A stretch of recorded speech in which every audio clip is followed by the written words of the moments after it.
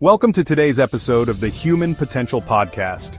I'm Dr. Axel, and today I'll be sharing my personal journey through the stages of ego development, as outlined by Susanne Cook-Greuter's ego development theory.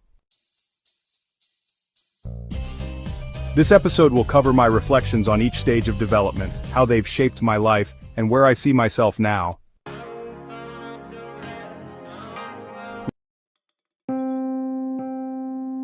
Looking back, I can see that my early years from 1 to 6 were filled with impulses driven by immediate needs. At that time, I wasn't thinking of consequences or the future. My world was based on here and now, a dynamic, egocentric existence where everything revolved around my own immediate experience. There was little awareness of others as separate from myself. Everything was instinctual, driven by the desire to satisfy needs as they arose. Between 7 and 12, I began to understand the concept of rules and consequences. My early life became more strategic. I learned how to manipulate situations for personal gain, avoiding punishment while pursuing rewards. I was still very much self-centered, but now my actions were informed by a need for self-protection. I was beginning to understand how the world operated, even if I didn't fully grasp the broader implications. At this stage, my interactions with others were transactional. What could I gain, and how could I avoid loss? As I entered my teenage years from 13 to 21, my identity began to shift as I sought belonging. I became heavily influenced by the peer groups I was part of, and for the first time started to adhere to social norms and group expectations. My sense of right and wrong was shaped by the values of the group. There were struggles with peer pressure, but they were ultimately defining moments in creating a deeper understanding of myself in relation to others. My identity at this point was still rooted in conformity, but the seeds of independence were slowly being planted.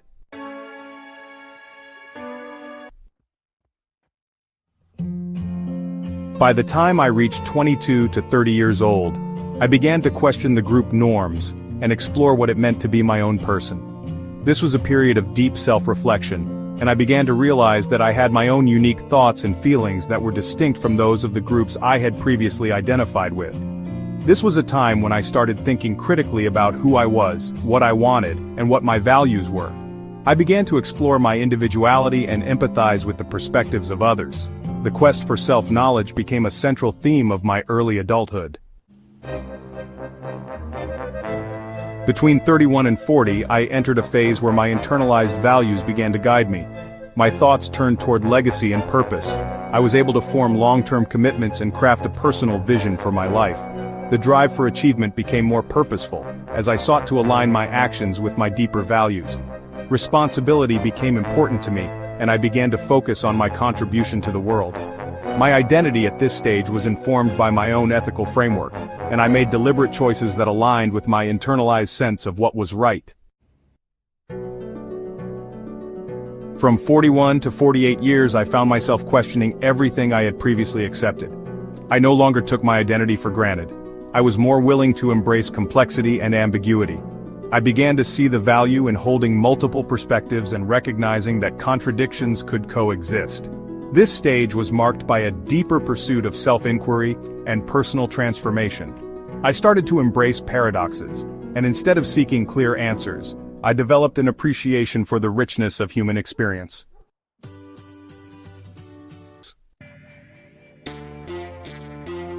By the time I reached 49, I'd become more comfortable with the idea of autonomy.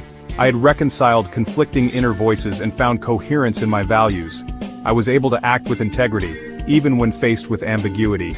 Life was no longer about finding neat answers or solutions, but about living in harmony with the complexities of reality. At this stage, I began integrating life themes, meaning, mortality, authenticity, into my work and personal philosophy. I understood that to live authentically meant embracing uncertainty and acting from a place of inner wisdom, regardless of external expectations. At 58, I entered the E8 construct-aware stage, where I began to recognize that all meaning systems, including my own identity, were mental constructs.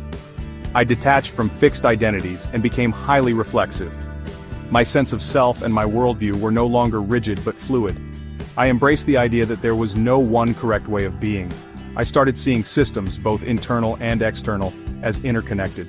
Compassion and humility became central to my life as I realized that everyone was, in their own way, navigating a complex web of meaning.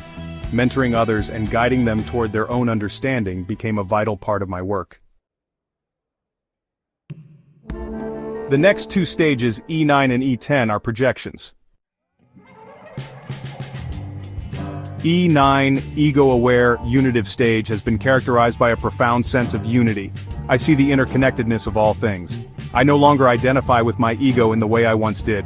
I realize that it is a mental construct, an artifact of my personal history. My experiences, my thoughts, and my identity all arise from the same vast pool of consciousness that encompasses all of existence. At this point, I understand that duality is an illusion. I embrace paradox and see myself not as separate from others but as part of a greater whole. In this stage, life has become less about personal will and more about presence. I no longer strive for personal gain or recognition. My actions are now expressions of deeper consciousness. I act not from desire but from a place of stillness, knowing that my actions are part of a much larger process. As I look ahead, I sense that the E10 transcendent stage is on the horizon. This stage is characterized by an embodiment of timeless wisdom, where the self becomes indistinguishable from universal consciousness. There is no longer a distinct ego, there is only pure being. I believe that at this stage, life will be experienced as sacred and ordinary simultaneously. Every moment will be filled with grace and reverence, and I will act with simplicity, accepting everything as it is. It's a state of complete surrender where life flows effortlessly through me. I invite you to reflect on your own journey through these stages. As we mature, we evolve not only in our outer roles but in our inner worlds, transcending the limits of the ego and embracing a deeper sense of connection with all that is. My journey has been one of constant change, yet at every stage, there has been a sense of continuity. Each stage building on the last, leading me to where I am today. Thank you for listening to this episode of the Human Potential Podcast. May you continue your journey of self-awareness and transcendence with compassion and humility.